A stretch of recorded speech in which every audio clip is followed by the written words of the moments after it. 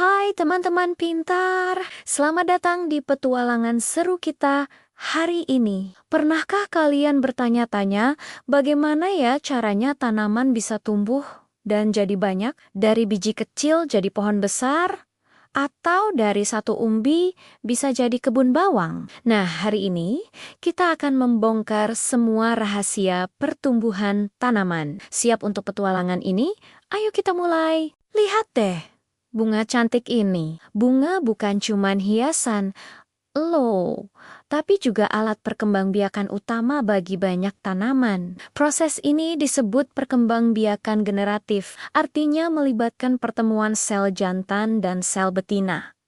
Mirip seperti ayah dan ibu, bagian jantannya adalah benang sari yang menghasilkan serbuk sari, sedangkan bagian betinanya adalah putik. Proses ajaibnya dimulai dari penyerbukan. Serbuk sari harus pindah dari benang sari ke kepala putik. Kadang, angin yang membantunya terbang, atau serangga seperti lebah dan kupu-kupu yang membawanya saat mereka mencari nektar. Lihat, serangga ini tidak sengaja membawa serbuk sari ke bunga lain. Setelah serbuk sari mendarat di putik, terjadilah pembuahan. Serbuk sari akan masuk ke dalam putik dan bertemu dengan sel telur. Dari pertemuan ini, terbentuklah bakal biji. Bakal biji inilah yang nantinya akan tumbuh menjadi buah yang kita makan.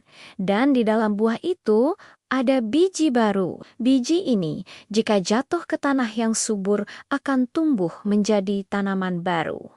Keren kan? Contoh tanaman yang berkembang biak seperti ini banyak sekali. Ada padi, mangga, jambu, dan bunga matahari yang indah.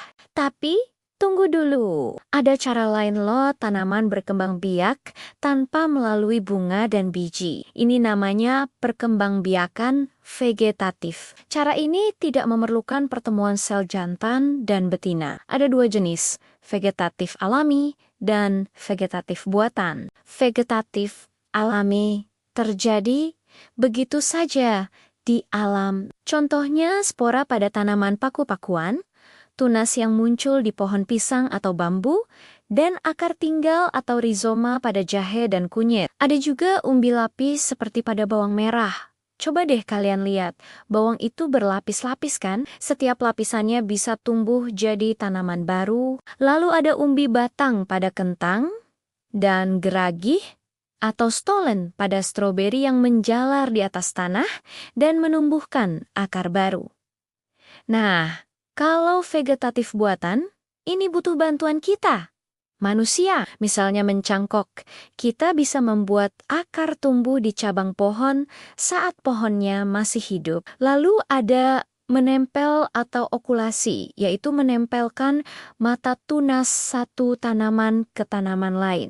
Dan yang paling sering kita lihat mungkin setek, misalnya pada singkong, kita tinggal potong batangnya, tancapkan ke tanah, dan dia akan tumbuh jadi tanaman baru, mudah sekali. Contohnya banyak, ada bawang merah dengan umbi lapisnya, stroberi dengan geragihnya, dan singkong dengan setek batangnya. Jadi, sekarang kita sudah tahu dua cara utama tanaman tumbuh. Pertama, secara generatif melalui bunga, penyerbukan, dan menghasilkan biji. Kedua, secara vegetatif, baik alami seperti tunas dan umbi, maupun buatan dengan bantuan manusia seperti mencangkok dan setek.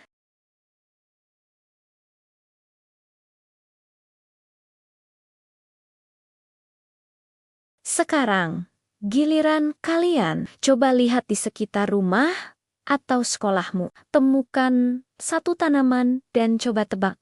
Bagaimana ya cara tanaman itu berkembang biak?